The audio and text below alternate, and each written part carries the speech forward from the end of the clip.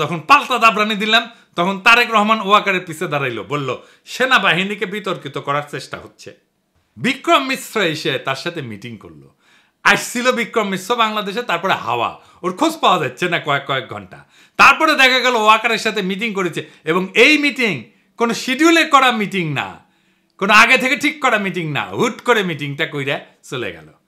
তারপরে খালেদা জিয়ার সাথে দেখা করলো ওয়াকার। এটাই হইতেছে মূল খেলা ঘোরানোর ইভেন্ট। এইখানেই ওয়াকার, বিএনপি আর ইন্ডিয়া তিনজন এক লাইনে আসে। ওয়াকার হইয়া ওঠে বাংলাদেশে ইন্ডিয়ার পিভট। মানে সাইকেলের চাকা দেখেছেন না তো, সাইকেলের চাকা স্পোকগুলা যে লেগে থাকে যে মাঝখানে ওই যে ইয়ের কাছে, ওই গোল্লিয়ের কাছে, ওটাই হইতেছে পিভট, বুঝছাও তো। বিএনপি তো এইটা পিভট হয়ে উঠছে ওয়াকার। বিএনপি ৭২-এর সংবিধান, মুক্তিযুদ্ধের চেতনার, অসাম্প্রদায়িকতার, আওয়ামী লীগ ন্যারেটিভগুলো বলতে শুরু করছে না তারপর থেকে। তারপরে ওয়াকারের পৌরুষ জায়গা ওঠে, সে হারকুলিস হইতেছে, রাওয়া ক্লাবে আঙ্গুল উঁচায় দাবরানি দেওয়ার চেষ্টা করে। ওই দাবরানি আমি একা দাঁড়ায় চ্যালেঞ্জ করেছিলাম। আমি বলেছিলাম ওই আঙ্গুল আমরা চিনি, নামায় কথা বলো ওয়াকার। তারপরে তো হাসনাতের ঘটনা ঘটলো।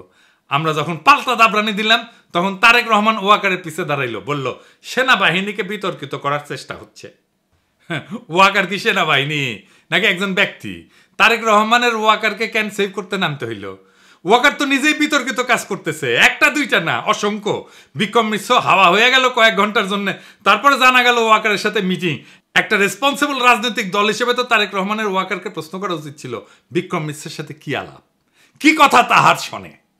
এই মিটিং তো শিডিউলের বাইরে ছিল। শয়তানির পর শয়তানি করে যাবে, কিছু কওয়া যাবে না, বললেই সেটা সেনাবাহিনীর বিতর্কিত করার চেষ্টা হবে। বাহ, খুব মজা। আমি যার অমি করবো, আমাকে কেউ কিছু কইতে পারবে না। কি চমৎকার ইন্ডেমনিটি।